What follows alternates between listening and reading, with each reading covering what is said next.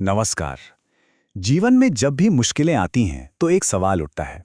इनसे लड़ने की, इनका सामना करने की असली ताकत, वो सच्ची शक्ति आखिर आती कहाँ से है? आज हम इसी सवाल का जवाब भगवद गीता की दो बहुत ही शक्तिशाली शिक्षाओं में ढूंढने की कोशिश करेंगे। देखिए, हम सब चाहते हैं कि हम निडर बने, काबिल बने, है ना? पर ये जो ताकत है, ये जो क्षमता है, इसका सोर्स क्या है? ये सवाल कोई नया नहीं है। सदियों से बड़े बड़े विचारक इस पर सोचते आए हैं। तो चलिए आज गीता के नजरिए से इसे समझने की एक कोशिश करते हैं। गीता कहती है कि इसका जवाब दो बहुत मजबूत स्तंभों पर, टू पिलर्स पर टिका हुआ है। और ये सिर्फ कोई किताबी बातें या विचार नहीं है, बल्कि ये एक शक्तिशाली, एक मीनिंगफुल लाइफ जीने के लिए एक मजबूत बुनियाद है, एक फाउंडेशन है। तो आइए देखते हैं कि ये दो स्तंभ आखिर हैं क्या। तो पहला स्तंभ है सत्य की शक्ति। अब ये सिर्फ बाहरी दुनिया की सच्चाई की बात नहीं हो रही है, ये हमारी अपनी, हमारी अंदर की दुनिया के बारे में है, और ये हमें कैसे निडर बना सकती है, इसकी बात है। पहली शिक्षा, पहला सूत्र है, सत्य पर चलता है वही निर्भय है। सुनने में कितना सिंपल लगता है ना, पर इसका असली मतलब क्या है? चलिए जरा इसकी गहराई में उतरते हैं। यहाँ सत्य का मतलब सिर्फ सच बोलना नहीं है, ये उससे कहीं ज्यादा, कहीं गहरा है। इसका मतलब है कि किसी के विचार, उसके शब्द और उसके काम तीनों एक सीध में हो, एक ही दिशा में। जब कोई इंसान अंदर से और बाहर से एक हो जाता है ना, तो उसके अंदर एक गजब की स्थिरता आती है। तो जरा सोचिए, डर और निर्भयता के बीच का फर्क कितना साफ है। जब जीवन में ये तालमेल नहीं होता, जब सोच कुछ और, बोल कुछ और कर कुछ और रहे होते हैं, तो डर पैदा होता है, एक बोझ सा रहता है, कुछ छिपाने का। लेकिन जब हम सत्य के साथ जीते हैं तो एक क्लैरिटी आती है, एक स्पष्टता, और इसी से मिलती है मन की शांति और असली निर्भयता। ठीक है, तो पहले स्तंभ ने हमें अंदर से मजबूत बना दिया।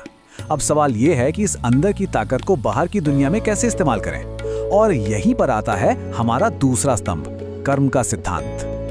और ये रही दूसरी जबरदस्त रेवोल्यूशनरी शिक्षा। परिस्थितियां किसी को नहीं बनाती, बल्कि इंसान परिस्थितियों को बनाता है। ये तो सोचने का पूरा नजरिया ही बदल देती है ना?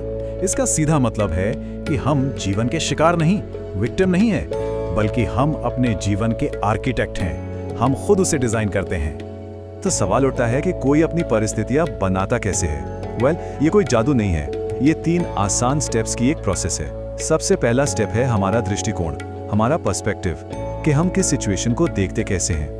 दूसरा हमारी प्रतिक्रिया, हमारा रिस्पॉन्स, कि हम उस पर इमोशनली और मेंटली कैसे रिएक्ट करते हैं। और आखिर में हमारा कर्म, हमारा एक्शन, कि हम जानबूझकर कौन से कदम उठाते हैं। बस इन्हीं तीनों चीजों से मिलकर हमारी रियलिटी, हमारी सच्चाई बनती है। तो अब हमने दोनों पिलर्स को अलग अलग समझ लिया है। अब सबसे मजेदार हिस्सा आता है, ये दोनों मिलकर कैसे एक पावरफुल कॉम्बिनेशन बनाते हैं।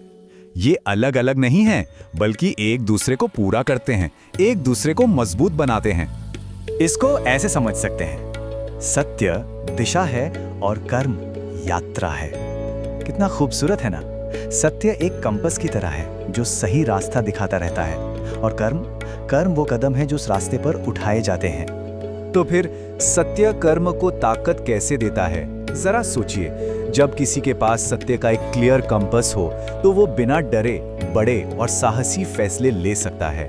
अंदर का जो संतुलन है वो भटकने से बचाता है, और इस मजबूत नींव पर, इस फाउंडेशन पर जो कुछ भी बनाया जाता है वो टिकाऊ होता है, मीनिंगफुल होता है। तो आखिर में ये सब हमें एक सवाल के साथ छोड़ जाता है, किसी का अपना सत्य उसे क्या बनाने की, क्या क्रिएट करने की शक्ति देता है। बस एक पल के लिए सोचिए, अगर कोई इंसान पूरी तरह से अपने अंदर की सच्चाई के साथ जिए, तो वो अपनी दुनिया को कैसे बदल सकता है? इसी सवाल पर सोचने के लिए आपको छोड़ते हैं।